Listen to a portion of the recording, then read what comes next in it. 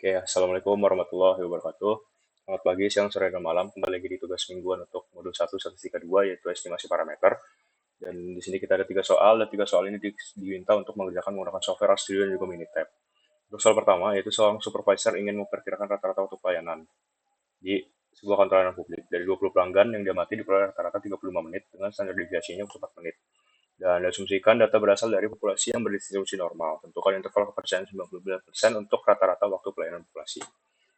Dan kita langsung aja untuk ke software pertama, yaitu kita bakal ke RStudio. Dan dari soal itu kita tahu kalau ini termasuk jenis estimasi rata-rata sampel kecil dengan X bar-nya itu atau rata-rata itu 35 dan standar deviasinya 4 dengan jumlah sampel atau populasi yang tidak 20 dengan nilai alfa di 0,01. Nilai alfa 0,01 itu dapat dari tingkat kepercayaan 99%, jadi 100 dikurang 99 itu 1%.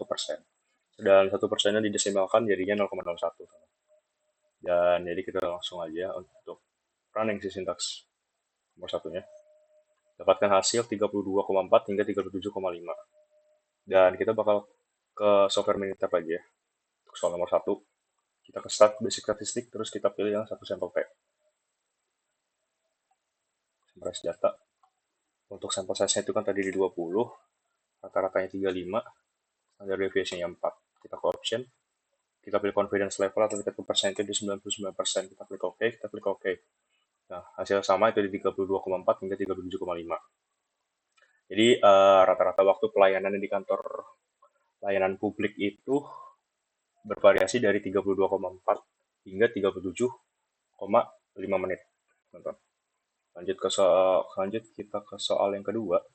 Suatu survei dilakukan untuk mengetahui perbedaan proporsi pengguna sepeda motor dan mobil yang memilih parkir berbayar di pusat perbelanjaan. Dari 500 pengguna motor terdapat 210, dari 450 pengguna mobil terdapat 120. Tentukan interval kepercayaan 95% untuk selisih proporsi sesungguhnya antara kedua kelompok tersebut. Dan dari soal kedua ini kita tahu kalau ini termasuk jenis estimasi selisih dua proporsi. Ada motor, ada mobil. Dan diminta untuk mengetahui selisihnya. Dengan X1 dan N1-nya itu motor, N2, X2-nya itu di mobil.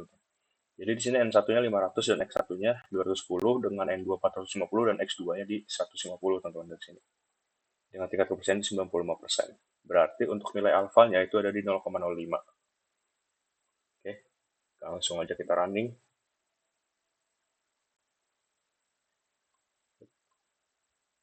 Nah, diperoleh itu di angka 0,09 hingga 0,21 teman-teman. Kita lanjut ke software yang kedua, Minitab.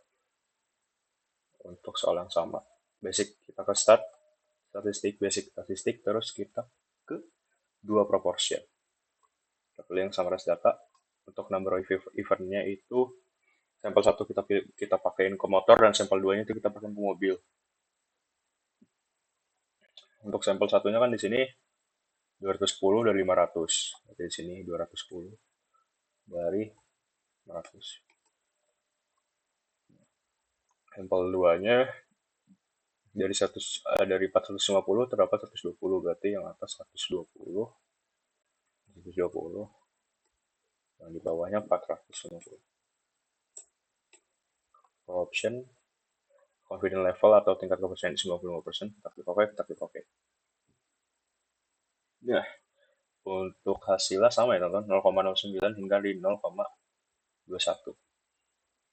Jadi perbedaan proporsinya itu ada di 0,09 hingga di 0,21 teman-teman. Untuk soal nomor 2. Lanjut kita ke soal nomor 3, yaitu sebanyak 12 karung beras dipilih secara acak dari suatu distributor. Hasil penimbangan simpangan bakunya itu di 0,35 kg. Diasumsikan beratnya distribusi normal, tentukan interval kepercayaan 95% untuk variansi dan simpangan baku berat seluruh karung beras. Oke teman-teman, jadi dari nomor 3 ini kita tahu kalau ini termasuk jenis estimasi variansi. Dengan N5 itu di 12, karena dia di sini dia ada 12 karung beras. Terus standar deviasinya itu di 0,35, dengan alfa itu di 0,05 teman-teman. Jadi langsung kita running. Ya, diperoleh variansinya itu ada di 0,06 hingga 0,35 dan simpangan bakunya itu di 0,24 hingga 0,5. Jadi langsung aja kita ke software yang kedua, soal ketiga. Basic statistik masih sama, start basic statistik, terus kita pilih yang satu varians. Kita pilih dulu yang variansinya, teman-teman. Sampel saya 1 di 12, dan sampel variansinya, tadi kan kita dapat itu di 0,35 ya. Tapi harus kita kuadratkan dulu, teman-teman. Dan 0,35 dikali sama 0,35 itu ada di 0,1225. Pakai option. Tingkat confidence level di 95, kita klik OK, kita klik OK. Nah, di sini 0,06 hingga 0,3 sama 0,6 hingga 0,35. Sama ya, teman-teman.